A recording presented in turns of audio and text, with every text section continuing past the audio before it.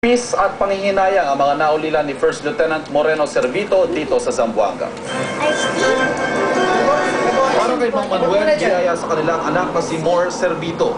Mabait, masunurin, masayahin, palakaibigan. At higit sa lahat, punong-puno ng pangarap. Pero sa enkwentro kahapon sa mga NPA sa Batangas, isang tama ng baras ni Mor ang tumuldok sa mga pangarap na ito. 29 na taong gulang lamang si Mor. Misteryoso ang kaisipan ng Diyos. Sabi natin, beyond human understanding, baka may ibang purpose ang Diyos sa kanya. Nakatakda ng ikasal si Servito sa Abril, kaya naman ang kasintahan si Chinchin. Walang pagsinda. Sa huli nilang pag-uusap ng Lunes ng gabi, mas malamig daw ang kasintahan. Hindi niya lubos akalain na ang kanyang pinakamamahal na dada. Wala ng buhay na uuwi sa kanya.